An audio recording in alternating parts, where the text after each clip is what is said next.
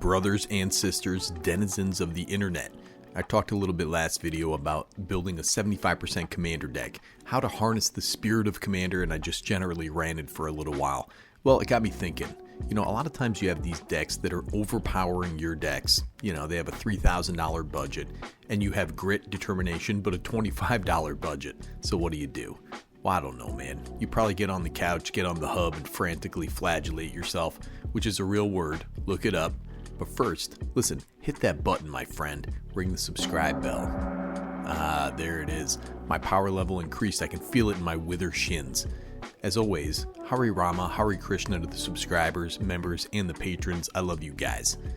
Okay, so what do we mean here by scalable cards? Well, these cards use your opponent's power and takes that power and converts it over to your power. That's desert power. The Fremen. Just kidding, dude. Did Jack Bo Mendelson over there spend $100 on a Smothering Tithe Anime Waifu Edition? Take it, copy it, steal it. These cards scale to the power level your pod is running, and some of these are mere pennies. I wouldn't necessarily call these Aikido or Jiu-Jitsu cards. I'm not a martial arts expert by any stretch of the imagination, but they're cards that scale to the power level of the pod that you're playing in.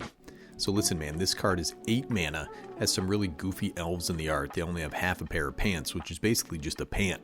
It's a little goofy, but has won me commander games. At $5, we have Insurrection.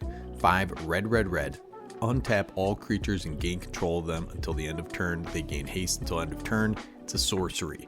So gaining that haste here is important. This was a rule I was surprised to learn just a few years ago.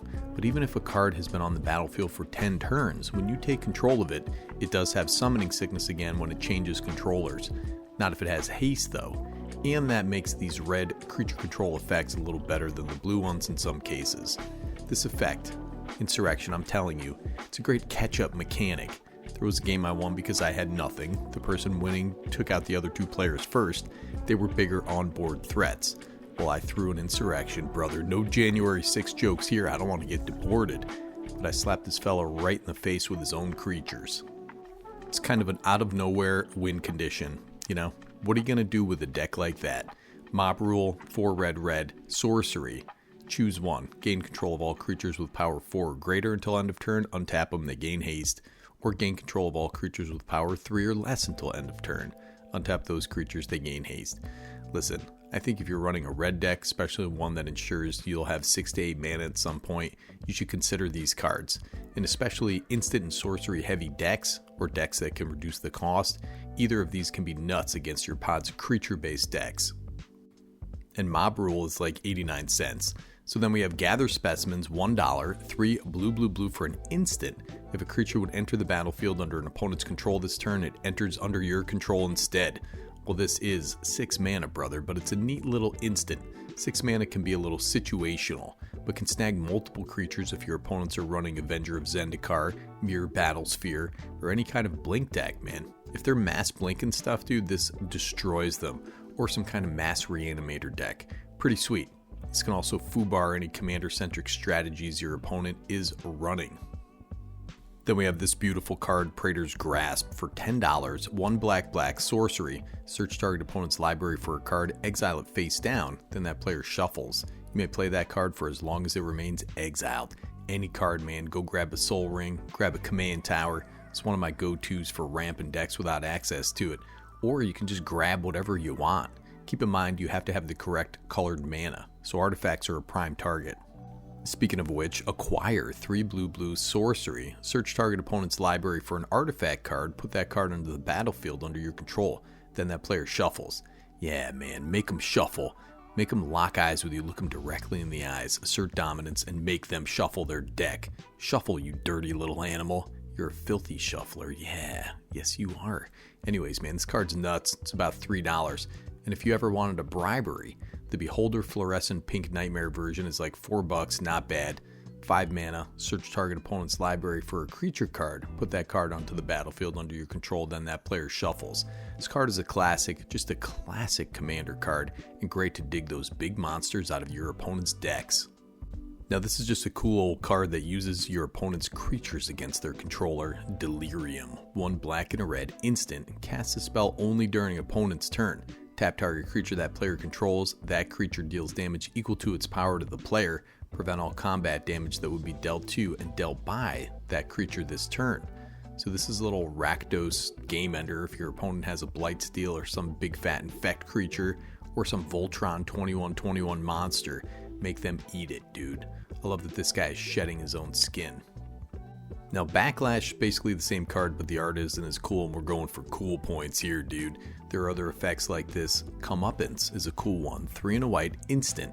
Prevent all damage that would be dealt to you and planeswalkers you control this turn by sources you don't control. If damage from a creature source is prevented this way, Comeuppance deals that much damage to that creature. If damage from a non-creature source is prevented this way, Comeuppance deals that much damage to that source's controller. So it isn't an alpha strike, you know. It's an anti-alpha strike. That demon in the art is facing an intervention, dude. They're all looking at him saying, you gotta put down the demon juice, brother.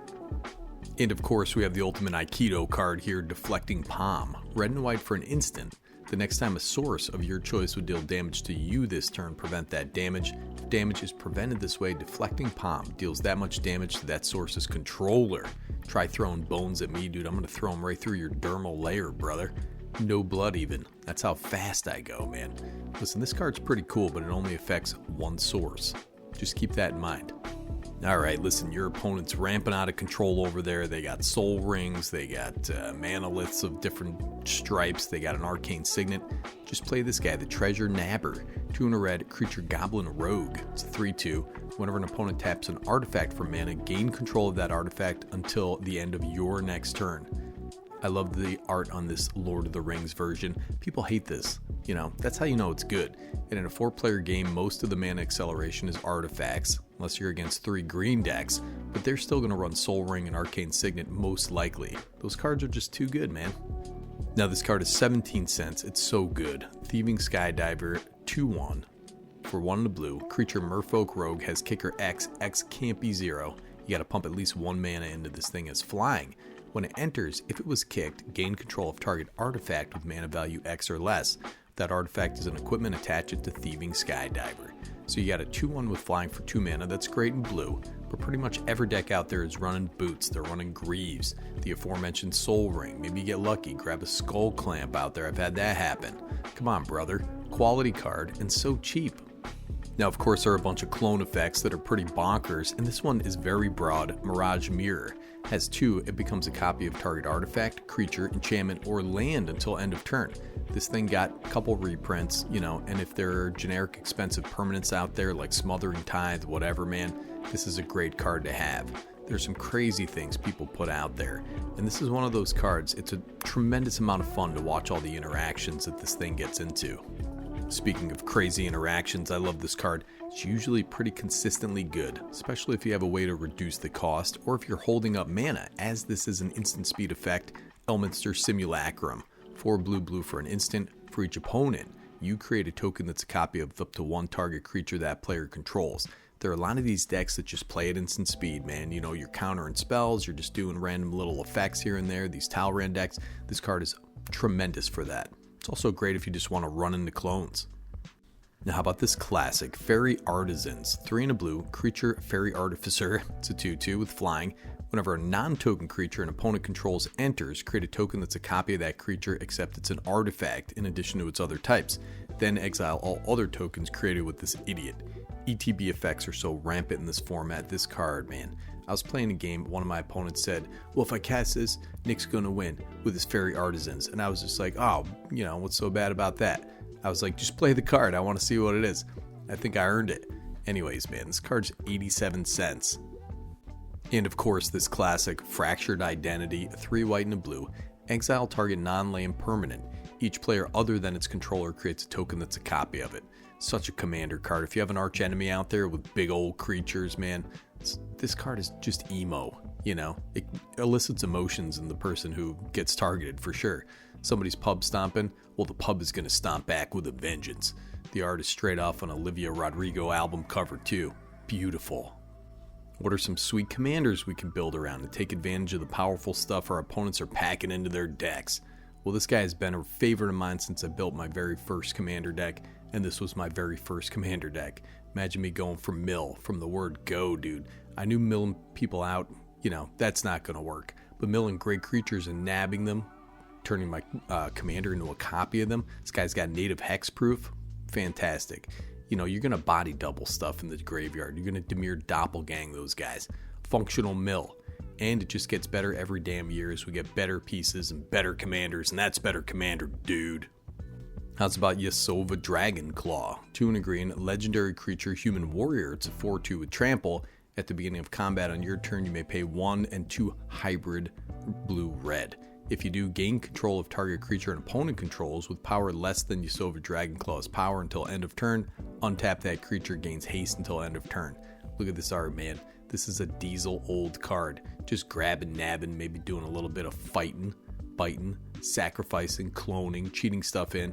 Excellent colors for a clone deck. Clone all that juicy stuff out there. Now, if you want to get real salty, if there's some Pub Stomper Go Hard Smelly Nelly out there, build a Send Triplets deck. So this is 2 white, blue, and a black. Legendary artifact creature, human wizard. It's a 3/3. At the beginning of your upkeep, choose target opponent. This turn, that player can't cast spells or activate abilities and plays with their hand revealed. You may play land cards and cast spells from that player's hand this turn. These guys are masters of your mind, dude. And they actually are masters of my own mind, dude. Look how gorgeous these ladies are out there. Actually, I have this card. I don't ever play it because it's so nasty. And definitely don't play this guy, the Memnarch. So this guy's 7 generic mana, legendary artifact creature, wizard. It's a 4/5. Has 1 blue. Target permanent becomes an artifact in addition to its other types, indefinitely. And 3 and a blue, gain control of target artifact, indefinitely. This guy's nuts, man. He's got that Megamind drip and probably can't do many push-ups out there. Definitely don't play this. Or, go ahead and play it if you really want to. I don't really care, dude. I'll play with you. Alright, back to cloney commanders brimming with value. Paco Arcane Retriever, 3 red and a green, legendary creature, elemental dog. It's a 3/3. Has partnered with Haldan, has haste. When this guy attacks, exile the top card of each player's library, put a fetch counter on each of them. Put a +1/+1 counter on this guy for each non-creature card exiled this way. This card is crazy, man. Haldan, his domestic partner. You may play lands and cast non-creature spells from among cards you exiled that have fetch counters on them. You may spend mana as though it were mana of any color to cast those spells. Paco gets big really quick, comes down with haste. I built this with a concentration in stealing and cloning and just vomiting things out there, and I got lucky, right? I had to archenemy the entire table, and I was still very hard to take down. The game went like 12-15 turns or something. Fun, dirtly game. But I got lucky and everyone was playing good stuff, so there was a lot of great stuff to steal. Anyways, man, I just wanted to talk about some sweet cards that take advantage of what everybody else is doing at the table. These are great decks to bring if you don't really know what everybody's playing out there. And these are some of my favorite cards to do that. Tell me yours in the comments below. Listen, I love you homies so much, dude. Be good to each other out there. Alright, Nikki G, Better Commander, signing off.